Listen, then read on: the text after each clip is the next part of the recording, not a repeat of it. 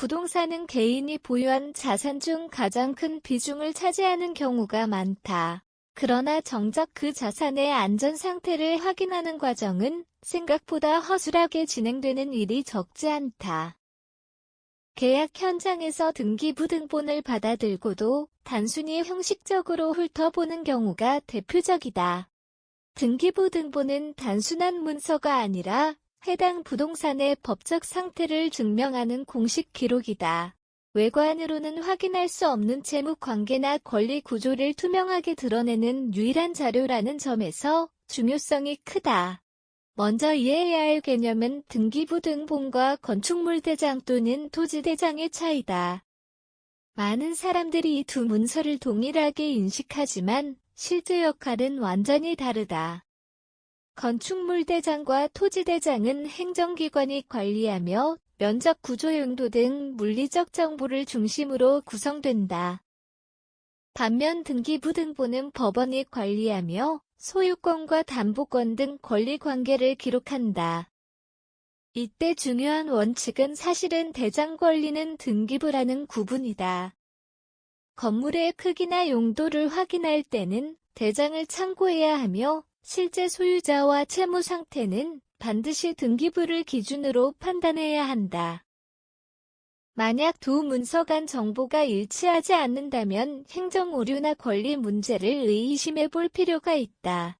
등기부등본은 크게 표제부 각구을 구로 나뉜다. 이 중 핵심은 각구하을 구다. 각구에는 소유권과 관련된 정보가을 구에는 담보권과 같은 기타 권리가 기록된다. 특히 각구에 기재된 가압류나 가등기는 매우 주의해야 할 요소다. 이는 단순한 채무 문제가 아니라 소유권 자체에 영향을 미치는 강력한 제한 요소로 작용한다. 해당 상태에서는 집주인이 자유롭게 매매나 임대를 진행하기 어렵기 때문에 계약 안정성이 크게 떨어진다. 일부에서는 근저당권을 중심으로 분석해야 한다. 여기서 표시되는 채권 최고액은 실제 대출 금액이 아니라 금융기관이 설정한 최대 한도 금액이다.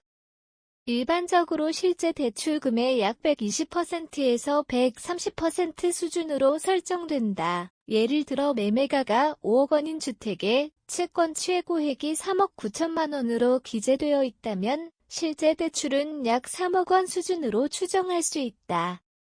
여기에 전세 보증금이 2억 원이 추가된다면 총 부담 금액은 5억 원에 달하게 된다.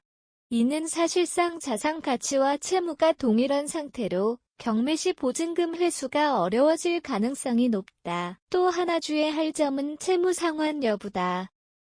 집주인이 대출을 일부 상환했다 하더라도 등기부상 채권 최고액은 자동으로 감소하지 않는다.